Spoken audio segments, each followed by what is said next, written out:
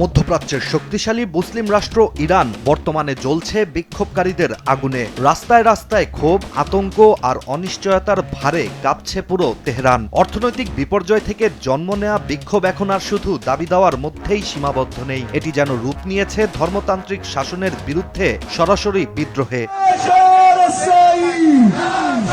একাধিক আন্তর্জাতিক গণমাধ্যমের তথ্য অনুযায়ী তেহরান সহ ইরানের একাধিক শহরে রাত নামলেই নেমে আসে ভিড়, আগুন, স্লোগান আর নিরাপত্তা বাহিনীর সাথে বিক্ষোভকারীদের সংঘর্ষ।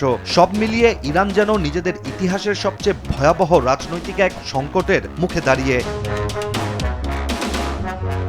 এদিকে উত্তাল এই পরিস্থিতির মধ্যে সবচেয়ে কঠোর বার্তা এসেছে ইরানের বিচার বিভাগের সর্বোচ্চ স্তর থেকে। দেশটির প্রধান বিচারপতি গোলাম হোসেন মোহসেনি ইরানের রাষ্ট্রীয় টেলিভিশনে হুঁশিয়ারি দিয়ে জানিয়েছেন, বিক্ষোভকারীদের বিচারে কোনো ছাড় বা দয়া দেখানো হবে না। তার ভাষায়, বিক্ষোভকারীদের শাস্তি হবে সর্বোচ্চ, চূড়ান্ত এবং আইনি কোনো শিথিলতা ছাড়াই। বিশ্লেষকদের ধারণা, এই ধরনের ঘোষণা দেশটিতে আসন্ন ভয়াবহ দমন অভিযানের স্পষ্ট ইঙ্গিত।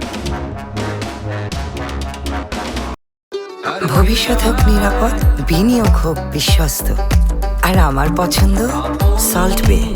ওয়েলকাম টু সল্ট বে। অন্যদিকে চলমান বিক্ষোভ নিয়ে মুখ খুলেছেন ইরানের সর্বোচ্চ নেতা আয়াতুল্লাহ আলী খামেনিও। বিক্ষোভকারীদের প্রতি যুক্তরাষ্ট্রের প্রেসিডেন্ট ডোনাল্ড ট্রাম্পের সমর্থনের কড়া সমালোচনা করে খামেনি দাবি করেছেন, ট্রাম্পের হাত এখন ইরানিদের রক্তে রঞ্জিত।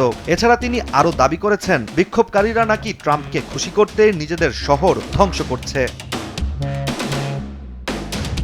তবে ইরানের চলমান আন্দোলনে নতুন গতি এনে দিয়েছে দেশটির সাবেক ক্রাউন প্রিন্স রেজা পাহলাভির আহ্বান। নির্দিষ্ট সময়ে রাস্তায় নামার ডাক দিয়ে তিনি যেন দেখিয়েছেন, রাজতন্ত্রের পতনের এত বছর পরও পাহলাভি নামটি এখনও বহু ইরানির মনে প্রতীকী শক্তি বহন করে।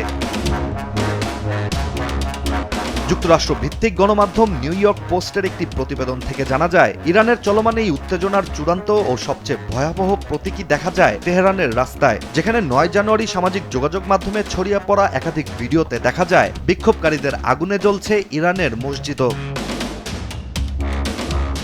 ইসলামী প্রজাতন্ত্রের ভিত্তি হিসেবে বিবেচিত মসজিদে আগুন দেওয়ার দৃশ্য ইরানের ইতিহাসে বিরল এবং গভীর অর্থবহ, যা শুধু ক্ষোভের বহিঃপ্রকাশ নয়, বরং ধর্মীয় কর্তৃত্বের বিরুদ্ধেই সরাসরি আঘাত। বিশ্লেষকদের মতে, গাড়ি ও সরকারি স্থাপনার পাশাপাশি যখন মসজিদও আগুনে পুড়তে থাকে, তখন স্পষ্ট হয়ে যায় ইরানের আন্দোলন আর নিয়ন্ত্রণে নেই। ক্ষোভ পৌঁছে গেছে ইসলামী শাসন ব্যবস্থার চরম বিপরীতে। এখন ইরান দাঁড়িয়ে আছে ভয়ঙ্কর এক সন্ধিক্ষণে। এই আন্দোলন শুধু রুটি রুজির নয়, এটি যেন একটি শাসন ব্যবস্থার ভবিষ্যৎ নির্ধারণের লড়াই। ফলে প্রশ্ন এখন একটাই, ইরানে বিক্ষোভকারীদের দেয়া আগুন কি ইসলামী ক্ষমতার দেয়াল ভাঙবে, নাকি ইতিহাস পাল্টাতে পারে? ইশতিয়াক হোসেন, দেশ টিভি।